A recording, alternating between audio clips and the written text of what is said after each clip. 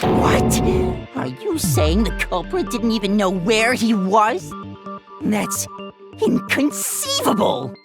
And yet, he's absolutely right. Say what? Well, to be more specific, what the killer didn't know was that Makoto and Sayaka had switched rooms, which is what led to the misunderstanding about the bathroom. If Sayaka had been in her own room, then there would have been a lock on the door, and they would have had to break through. So they had no idea how unnecessary their actions were. Ultimately, we can't know if it came open by force or simply by accident. But the killer must have been considerably confused, with no idea how they actually got the door opened. Regardless, it was a pointless act. Wasting time trying to break down a door that wasn't locked is definitely something I wouldn't do, since I would have known exactly why it wasn't opening, right? That is a definite possibility. So the killer would have to be someone who didn't know they'd switched rooms? Then Makoto couldn't have done it.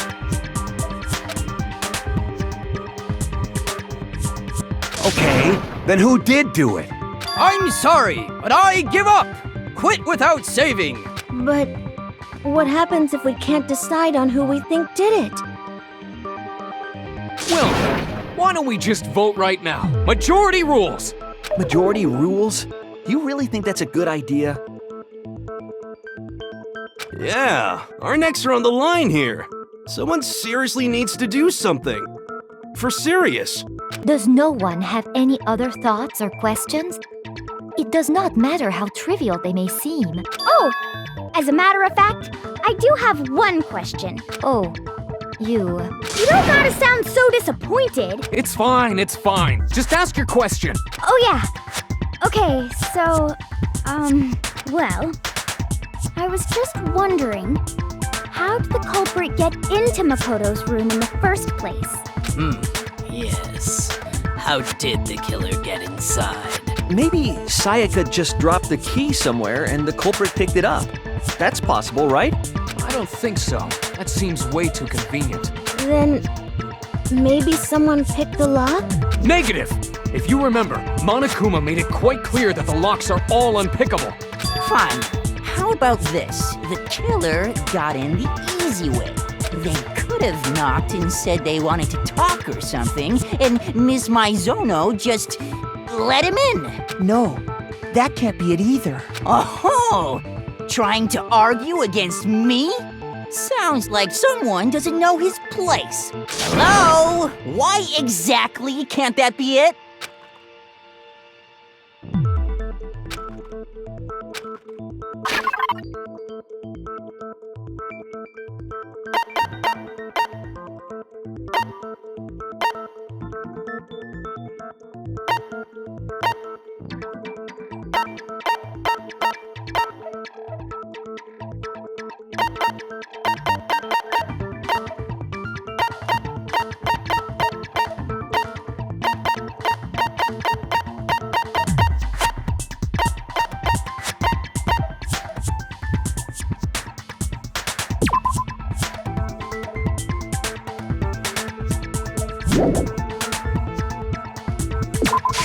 I got it! Because Sayaka was already scared, remember? That's why she asked me to switch rooms in the first place.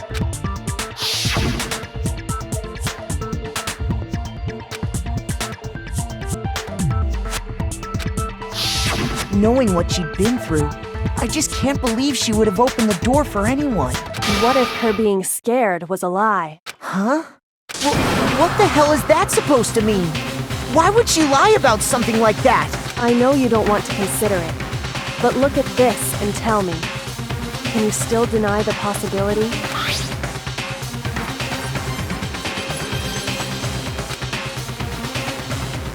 I found a notepad during my search, and I shaded in the top sheet with a pencil. And these are the words that appeared. Oh man! I've totally seen people do that on detective shows. When you write, it can leave an imprint. Sketch over the next sheet of paper, and you can see the words. When I saw that, I was like, holy crap! I better make sure I rip the paper out before I use it from now on. It's a pretty old-fashioned technique, but even the classics can be surprisingly useful sometimes. Oh, and I should also mention, I found the notepad on the desk in Makoto's room. Huh? Which means only someone who had been in Makoto's room before the incident could have written it. Then either it was Makoto who lived there, or Sayaka who switched rooms for a single night. So, Makoto, did you write this? No, I didn't. But Of course you didn't, because the note also bears a perfectly legible signature. Sayaka's signature. But why? Why would she write that? The note was likely her way of getting in touch with a certain someone. She must have slid it under their door to let them know she wanted to meet with them in secret. If you got an invitation like that from the ultimate pop sensation, what young man could resist? Of course, I'm only into 2D, so it wouldn't have any effect on me. But can we be sure anyone even got this note? And honestly, even if they did, I do not think they are at all involved in what happened. Huh? What makes you say that? Would you like to hear what I have to say? Very well then. Pay attention.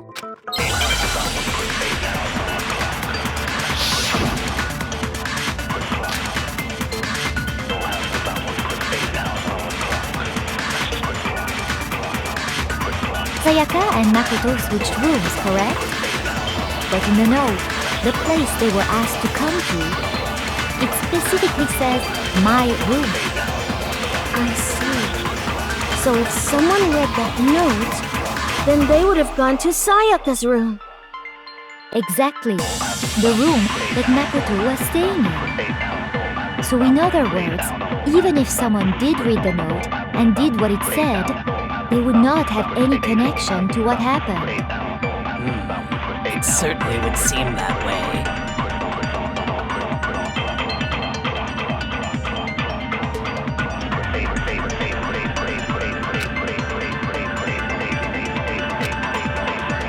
Sayaka and Makoto switched rooms, correct? But in the note, the place they were asked to come to, it specifically says, my room. I see. So then they would have gone to exactly the room. So in other words, even if someone did, they would not have any clue. It certainly would seem that way. Sayaka and Makoto in the note. It specifically says, my room.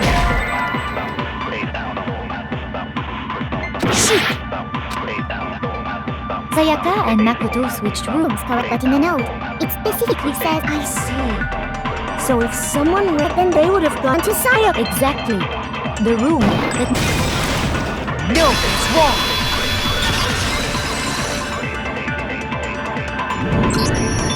The nameplates on Mai and Sayaka's rooms got switched. They got switched? That's right. The nameplates got switched, just like the rooms themselves. As a result, the nameplate on Sayaka's room actually had Makoto's name. And the nameplate on Makoto's room had Sayaka's. So what you're saying is, the room Sayaka was staying in was actually marked as her room. Then, if someone did do what the note said, they would end up at Makoto's room where Sayaka was. Plus, their rooms are right next to each other, so switching the nameplates would be no problem. And the one who switched the names was... Well, of course it wasn't you, right, Makoto? Right.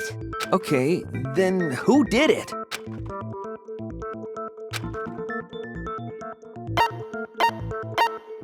I got it! Me and Sayaka were the only ones who ever knew about us switching rooms. So the only other person besides me who would even know to switch the nameplates was Sayaka. You can also infer as much from her note.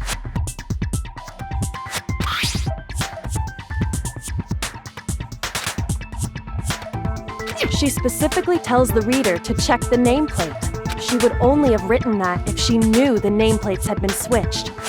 But why would she switch them in the first place? She wanted someone to come to the room she was in, and also hide the fact that it was Makoto's room. What? Inviting someone to your room, but not telling them you'd switched rooms.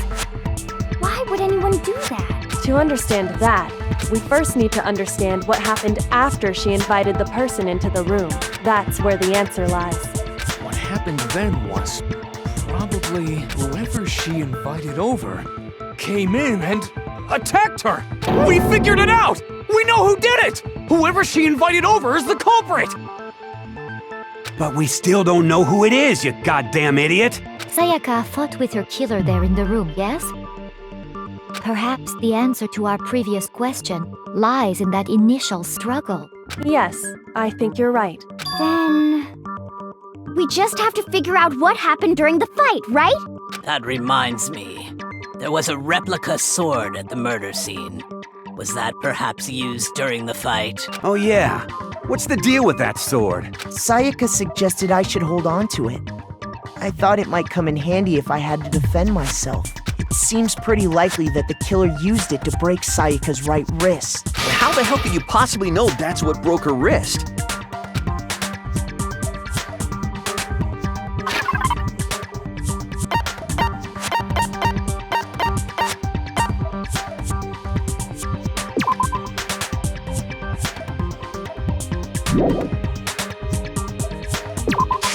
I got it! All you have to do is take a good look at her broken wrist, and it should become pretty clear. Right there where her wrist is all swollen, there's something glittery there. See? Is that gold? It sure is. Specifically, the gold coating from the replica sword. You barely have to touch that stuff, and it'll stick right to you. And there's some on her wrist because... I got it! Because she got hit with the sword, right there on her wrist! I see. And so the truth draws ever closer. All right, then it's about time to solve this mystery.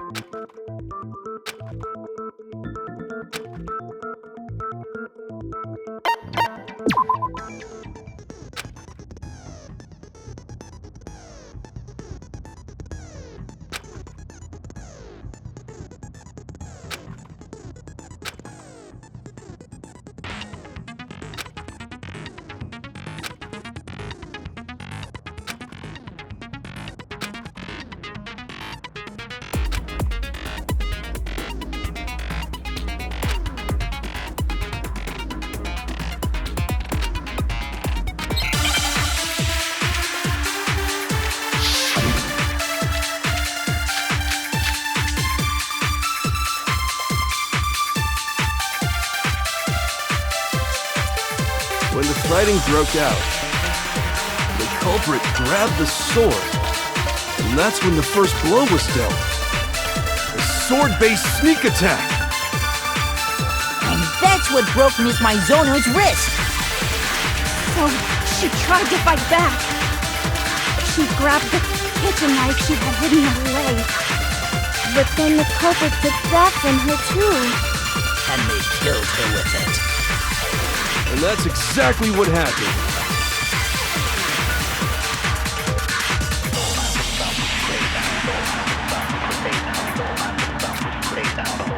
When the fighting broke out, the culprit grabbed the sword, and that's when the first sword-based sneak attack. That's what broke Miss Maizono's wrist. So, she tried to fight back. She grabbed the kitchen knife she had hidden away. But then the culprit took that from her too. And they killed her with it. And that's exactly what happened. When the fighting broke out, the culprit grabbed, and that's when the first blow was dealt. A sword-based sneak attack. No, it's wrong.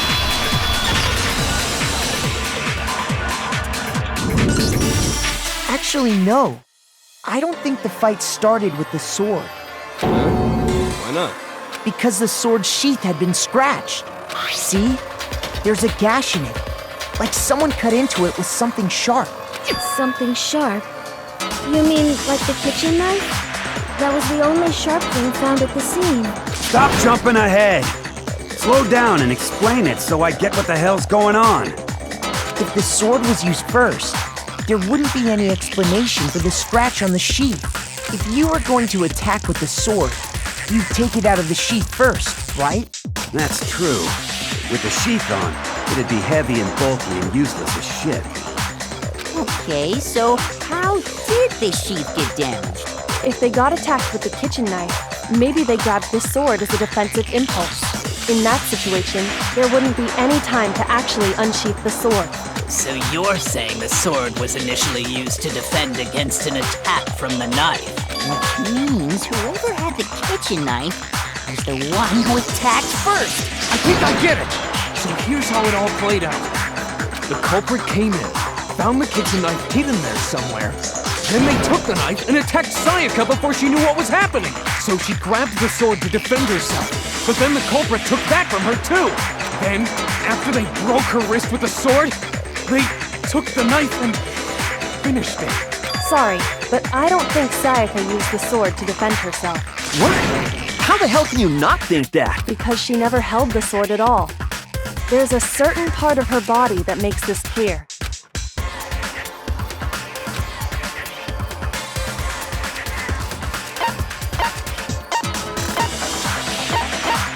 I got it! You're talking about her palms, right? The palms of her hands were perfectly clean, so I don't think she ever picked up the sword. How can you know that just by looking at her palms? Like I said before, the gold coating on that sword comes right off. All you have to do is touch it. In fact, if you look, you'll notice that a lot of the gold has already come off the handle. It's safe to assume that's because whoever used the sword got some of it on their hands. There's really no way she could have picked it up and come away completely clean. Maybe she washed her hands after she escaped into the bathroom. Sorry, but I don't think so. Why do you say that? Is it because you think I'm ugly? No, that's not it at all.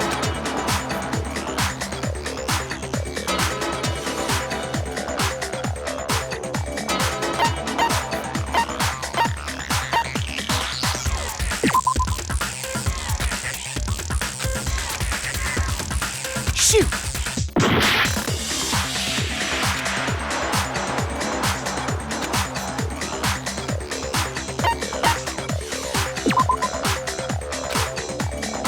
Shoot!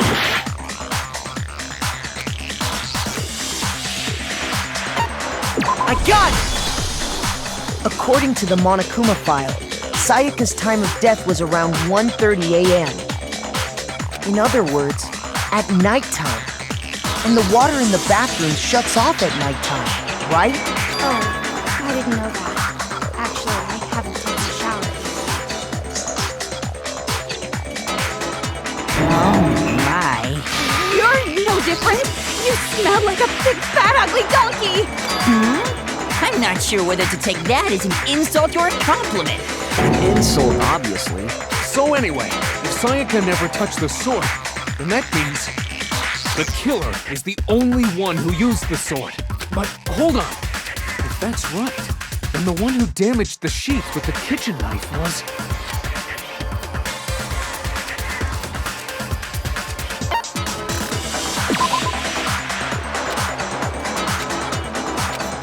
Shoot!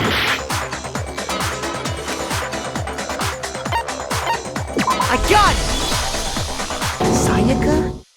She had the kitchen knife? But we already said that the attack started with... The person with the knife attacked first, and the sword was used as an impromptu defense. Then the one who attacked first was... Sayaka? Now do you understand? She wasn't a blameless victim in this. No, far from it. It's almost as if she'd been planning to commit a murder of her own. She took the knife from the kitchen, then invited the culprit to the room she was staying in. And if it's true that she had the kitchen knife and attacked without provocation... Indeed. These are all the actions of an assailant. Which brings up another point. Makoto, Sayaka was the one who suggested you two switch rooms, correct? Maybe the reason she wanted to switch rooms was so that she could pin the crime on you. That is a possibility, is it not? Sayaka wanted to... on me? That would also explain why she would switch the nameplates. She wanted to get whoever she had targeted to come to Makoto's room where she was staying. And by committing the murder there, instead of her room, that would implicate Makoto. But for that to work, The target had to be lured out while still keeping the room swap a secret. If the target knew she had switched rooms, they would have become suspicious right away. So all that's why she switched the names? But doesn't that plan seem a little risky? For one thing, even if her plan worked, Mr. Naegi would just tell everyone they'd switched rooms. I don't know.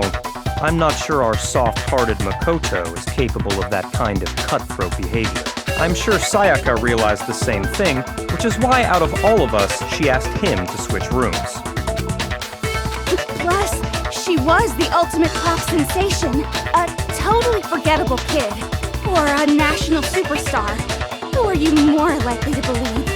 Wait, then you're saying she had this all planned out? Holy shit! But in the end, her plan backfired. She launched her attack with the knife, then found herself under attack in turn. That must be when her wrist got broken, and she was forced to drop the knife. The tables were suddenly turned on her, and she died at the hands of the one she'd planned to murder. Just hold on! That can't be true! Because... Hey! You guys have totally derailed the argument. You're being super boring right now. Come on, hurry up and decide who did it. Wouldn't it be awful if I had to punish you all just because you ran out of time? Oh yeah, we gotta decide who we think did it. Makoto, right now you just need to concentrate on figuring out the answer to this mystery. If we can't uncover who murdered Sayaka, it's over for all of us.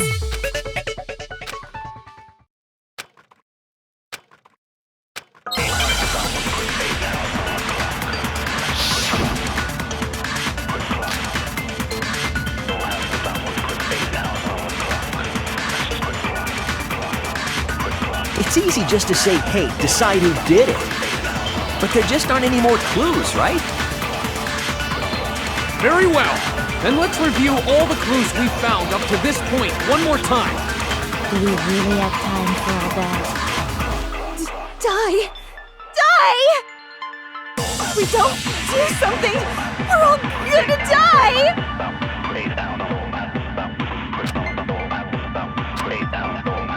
It's easy just to say, hey, decide, but there just aren't any more clues, right? No, it's wrong!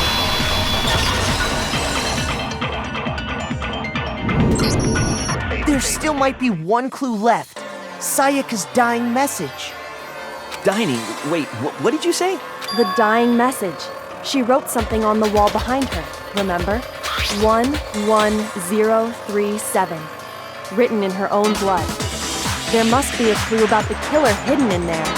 Well, before we get too far into that, I need to ask, can we really be sure that Sayaka is the one who wrote it?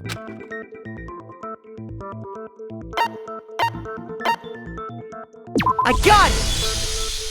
Her left index finger had blood on it. That could only be because she used that finger to write the message. I see. She broke her right wrist during the fight, so she'd have to use her left hand to write. Sure. I think we can all agree Sayaka wrote it. But still, what the heck do those numbers mean? 11037? Hey, Chihiro. You're a computer nerd or whatever, right? You should know all about numbers and shit. No, that's not... Yes, I'm a programmer, but I don't see any kind of meaning in these numbers. Of course. It's because they're not numbers. Oh, yeah, it looks like... Huh? What? No, it's just a look at the numbers, assuming they're not numbers. Don't these first two, 1-1, look less like two numbers and more like one letter? Ah, you're right.